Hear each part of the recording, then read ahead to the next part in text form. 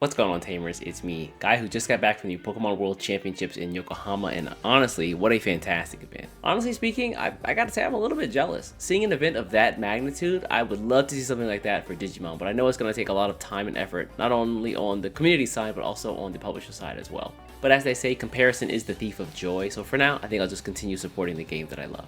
Shifting our focus back to the BT14 Blast ACE meta here in Japan and the rest of Asia, it feels like we're on a bit of a time crunch. We're about 2 weeks out before the EX5 Animal Coliseum set drops over here, but it still feels like the environment is very unsettled. Where I thought things had calmed down, it feels like from week to week there are these little shifts happening all over the place, so it's really hard to figure out where decks are falling in terms of strength. With that said, let's take a look at some event results, a couple of key takeaways, as well as a close look at some of the decks that topped over the course of last week.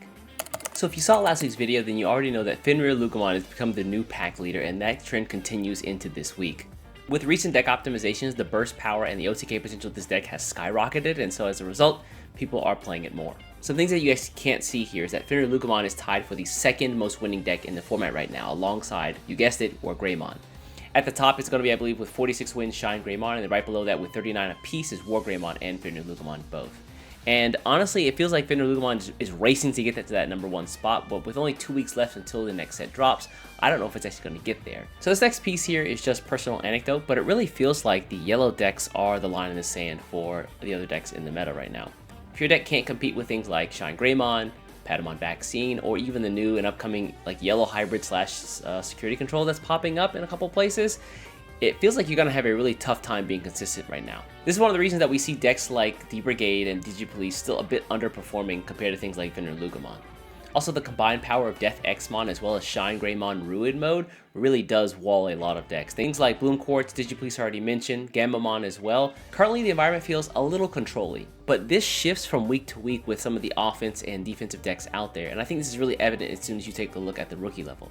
Things like Beelzemon, Hunters, Red Hybrid, very aggressive decks, and then you have things alongside them like Royal Knights as well as Galacticmon even popping up again. One really good positive that comes out of this is that no matter what your playstyle is, whether you favor more control, slower oriented play, or you really like hyper offensive, really aggressive decks, then there's something for you in this meta.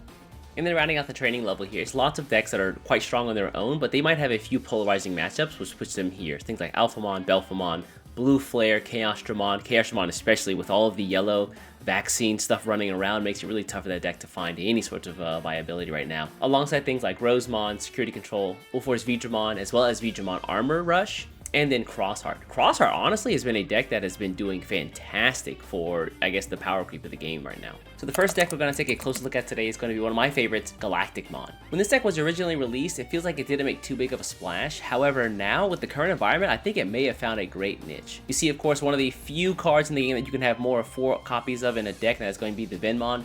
This deck running 22 copies here.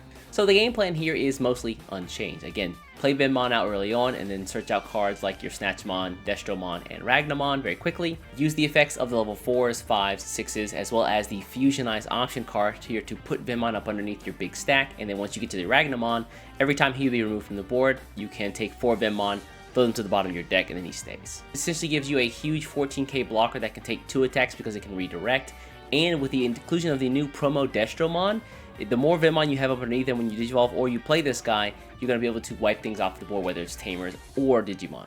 You're probably thinking, well, one of the ways I would beat this deck is to go really wide so that the Galacticmon couldn't block everything, and that's where the Death Xmon comes in. Again, this meta is a little bit controlling, pretty much everything can slot in one copy of Death Xmon to their deck. I love the split of the 5 Tamers here.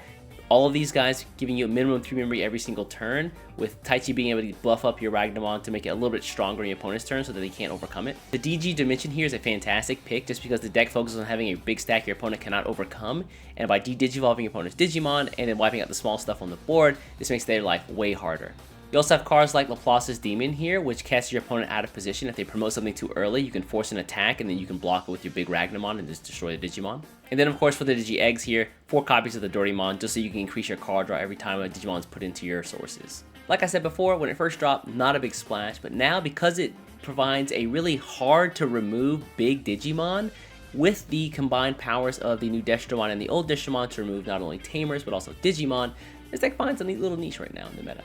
The next list we're going to take a look at is a very special one indeed, and that is going to be Alphamon in the current environment. There have been a few updates to this list, thanks to the inclusion of some of the new BT13 Alphamon cards, things like the BT13 Dorumon, as well as 4 copies of the BT13 Dorgamon.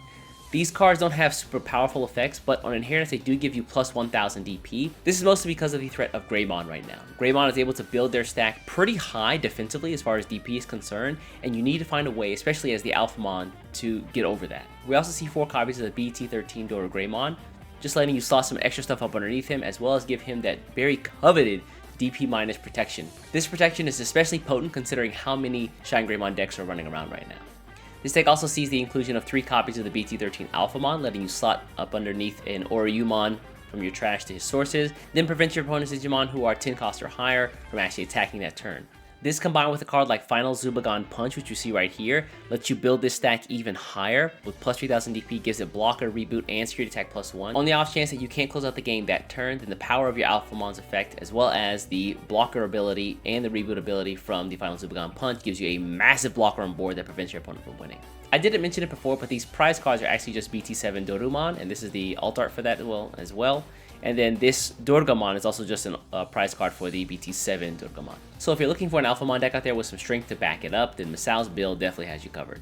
And the last list we're going to take a closer look at is going to be an updated version of Vmon Armor. This is a deck that I think a lot of people have their eyes on because of the upgraded support from the EX5 Animal Coliseum set. Magnamon X Antibody alongside the X Antibody Protoform card combined to make some incredible recoverability. But I don't want to get too far ahead of myself, this list already is pretty incredible. They use cards like the BT8 Vmon to search out your 2-type color Digimon, as well as the BT12 Vmon to search out not only your Digimon but also Tamers. The nice little inclusion with this guy is that at the end of turn you have the option to Jogress, and because most of this deck is level 4s, and you always have the threat of a Chimeramon, which can drop your opponent's DP by pretty large chunks considering all the different colors in this deck. We see this list shift its focus to the blue-yellow Magnamon, to things like the original Magnamon as well as the BT13 Magnamon, 2 copies here, and then 2 copies of the Gold Vidramon, which allow you to stun opponent's Digimon and then minus your DP a little bit. The option picks for this deck are pretty good. It's hard to see, but this is actually 1 copy of Armor Texture, alongside 2 copies of Awakening of the Golden Knight, I think it's called in English, allowing you to digivolve to your Magnamon X Antibody for 3 costs, as well as give it the protection from DP minus for a turn. We also have 3 copies of the Heaven's Judgment you see down here, where in this deck is incredibly nasty.